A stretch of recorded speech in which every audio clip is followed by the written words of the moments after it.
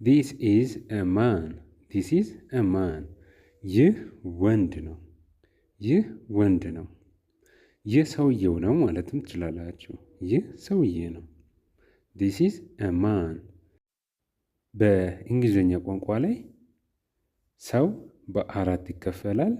ማን ወንድ አዋቂ ማለት ነው። ውማን እንመጣበታለን በልምምዳችን። አዋቂ ሴት ነች።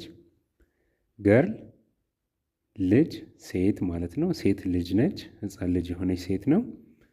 እንዲሁም ደግሞ ቦይ ወንድ ሕፃን ልጅ ነው ማለት ነው። ሕፃን ልጅ ስላችሁ ከ10 ዓመት በታች የሆነው ማለት ነው። ከ10 ዓመት በታች የሆነው ወንድ ቦይ፣ ሴት ደግሞ ገርል እንላለን። አዋቂ ከሆኑ ደግሞ ወንድ ማን፣ ሴት ደግሞ ውማን። በልምምዶቻችን በደንብ አድርገን ስለምናየው አታስቡ። ነገር ግን ለትርጉሙ ነው። አሁን ይሄንን በአማርኛ ስያሜ እናገኝላቸው እንደየራሳችን እየተረጎምን እናልፋለን። እሱ እንድታውቁልኝ ነው። ዲስ ኢዝ አ ማን፣ ይህ ወንድ ነው። ዲስ ኢዝ አ ማን ወንድ ነው። እንዲህ ስላችሁ አዋቂ ነው ማለት ነው። ዲስ ኢዝ አ ማን ልጅ አይደለም፣ አዋቂ ነው። ዲስ ኢዝ አ ውመን፣ ዲስ ኢዝ አ ውመን ይህች ሴት ናት። ዲስ ኢዝ አ ውመን ይህች ሴት ናት። አዋቂ ሴት ናት። ልጅ አይደለችም፣ አዋቂ ሴት ናት። ዲስ ኢዝ አ ውመን፣ ዲስ ኢዝ አ ውመን አዋቂ ሴት ነች። ይህች ሴት ናት እያለ ነው። ዲስ ኢዝ አ ውመን ደግማችሁ በሉት እናንተም። ዲስ ኢዝ አ ውመን። ዳት ኢዝ አ ማን፣ ዳት ኢዝ አ ማን ያ ወንድ ነው እያለ ነው። ዲስ ኢዝ አ ማን ስንል ይህ ወንድ ነው እያለ ነው። ዳት ኢዝ አ ማን ስንል ደግሞ ያ ወንድ ነው እያለ ነው። ይህና ያ፣ ይህ ዲስ፣ ያ ዳት። ልዩነቱንም እያያችሁ ዲስ ካለን ይህ እያለን ነው። ዳት ካለን ያ እያለን ነው። ዳት ኢዝ አ ማን ያ ወንድ ነው፣ አዋቂ ወንድ ነው። ዳት ኢዝ አ ማን። ዳት ኢዝ አ ውመን ያቺ ሴት ናት። ዳት ኢዝ አ ውመን ያቺ ሴት ናት። ዲስ ኢዝ አ ውመን ስንል ቅድም ይህች እያለን ነው። ዚስ ይህቺ፣ ዳት ያቺ። ዲስ ይቺ፣ ዳት ያቺ። ዲስ ኢዝ አ ውመን ይቺ ሴት ናት። ዳት ኢዝ አ ውመን ያቺ ሴት ናት። ግልጽ ነው።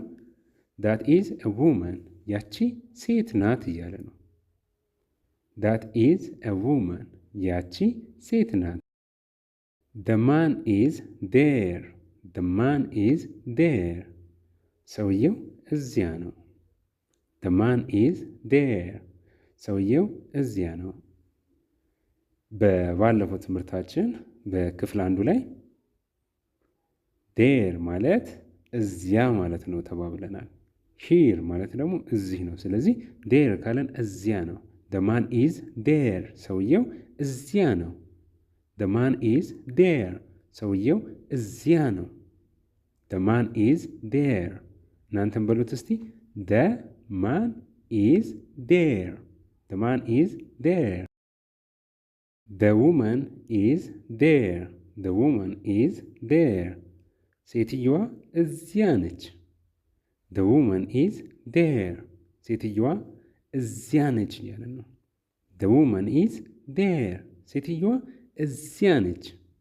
the woman is there woman ማለት አዋቂ ሴት ነች ብለናል። ስለዚህ the woman is there ሴትየዋ እዚያ ነች፣ ሩቅ ነች ማለት ነው። እጃችሁን ጠቁማችሁ እዚያ ስትሉ ነው ዴር የምትሉት። እዚህ ከሆነ አቅራቢያችሁ አጠገባችሁ ከሆነ ደግሞ ሂር ትላላችሁ። ሩቃችሁ ከሆነ ዴር ትላላችሁ ማለት ነው። ስለዚህ አሁን ርቃለች ከኛ the woman is there ብላችሁ ትናገራላችሁ። ሴትየዋ እዚያ ነች። this is a chair this is a chair ይህ ወንበር ነው እያለን ነው። ይህ ወንበር ነው ስንል ቼር ማለት ወንበር ማለት ነው። ቼር ማለት ወንበር ማለት ነው። ኤ የምትለው የገባችው አንድ መሆኑን ለመግለጽ ነው። ሌላ ትርጉም የላትም። ኤ የምትለው የገባችው አንድ መሆኑን ለመግለጽ ነው። this is a chair this is a chair ይህ ወንበር ነው። ሁለትና ከዛ በላይ ሲሆኑ ኤን አልጨምሩም። ዲስ ኢዝ ኤ ቼር። ዲስ ኢዝ ኤ ቼር። ቼር ማለት ወንበር ነው ብለናል። ዲስ ማለት ደግሞ ይህ ማለት ነው ቅርቢያችን ሲሆን፣ ዲስ ኢዝ ኤ ቼር ይህ ወንበር ነው። ዲስ ቼር ኢዝ ሂር።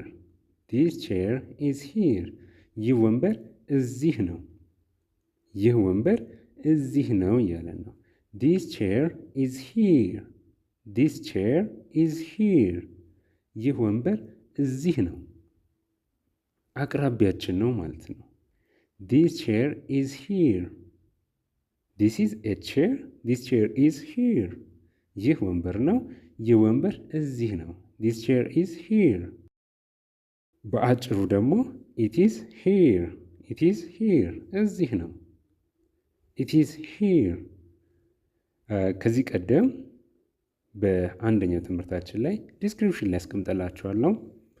በክፍል 1 ባየነው ትምህርታችን ላይ ኢት ኢዝ የሚለውን በደንብ አድርገን አይተናል። አብሶ ኢት የሚለው ኢት ለማንና ለማን እንጠቀማለን ተባብለን ነበር። አስታውሳችሁ?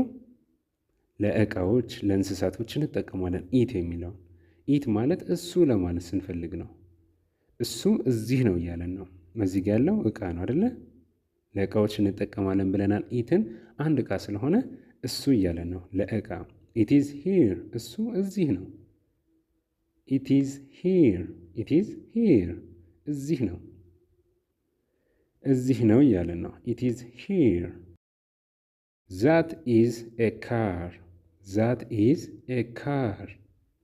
ዛት ኢዝ ኤ ካር ያ መኪና ነው። ዳት ኢዝ ኤ ካር ያ መኪና ነው። ከኛ ሲርቅ ዳትን እንጠቀማለን። ዚስ ቅርባችን ሲሆን ነው። ዳት ደግሞ ራቅ ሲል ነው። ዳት ኢዝ ኤ ካር ያ መኪና ነው እያለ ነው። ዳት ኢዝ ኤ ካር እስቲ በሉት። ዳት ኢዝ ኤ ካር። ካር ማለት መኪና ማለት ነው። ዳት ኢዝ ኤ ካር። ዳት ካር ኢዝ ዜር። ዳት ካር ኢዝ ዜር ያ መኪና እዚያ ነው። ዳት ካር ኢዝ ዜር። ሂር ሲሆን እዚህ ማለት ነው፣ ቅርብ። ዴር ማለት ሲሆን ደግሞ እዚያ ማለት ነው፣ ሩቅ። ዳት ካር ኢዝ ዴር ያ መኪና እዚያ ነው። ዳት ካር ኢዝ ዴር ያ መኪና እዚያ ነው። በነገራችን ላይ እነዚህ ትምህርቶች ላይ እናንተ በቀላሉ እኔ መኪናን ያልኩት እናንተ እየለዋወጣችሁ መለማመድ እንድችሉ አድርጌ ነው የቀረጽኩት። እኔ ካር አልኩት፣ እናንተ አጠገባችሁ ባለ ነገር ከባድ አይደለም፣ ቀላል ነገር እየቀያየራችሁ ተለማመዱ። ለምሳሌ እየተመለከታችሁኝ ያላችሁት በስልካችሁ ከሆነ ፎን በሉት፣ በኮምፒውተር ከሆነ ደግሞ ኮምፒውተር በሉት። ይህ በቀላሉ ነው። እየጻፋችሁ ያላችሁት ፔን እስክሪብቶ ከሆነ በፔን ቀይሩት። በስራስ ከሆነ ፔንሲል። እነዚህ በቀላሉ አረኩላችሁ እንጂ እናንተ አጠገባችሁ ያሉ በጣም ብዙ ነገሮች ስላሉ እየቀያየራችሁ እንድትለማመዱበት ነው። በመጨረሻም በቀላሉ ኢት ኢዝ ዴር። ኢት ኢዝ ዴር እዚያ ነው። ኢት ኢዝ ዴር። ኢት ለእቃዎች ለማቴሪያሎች ይሆናል፣ ለእንስሳቶች ይሆናል፣ ለሰዎች ብቻ ግን አይሆንም። ስለዚህ ኢት እሱ ለማለት እንጠቀምበታለን።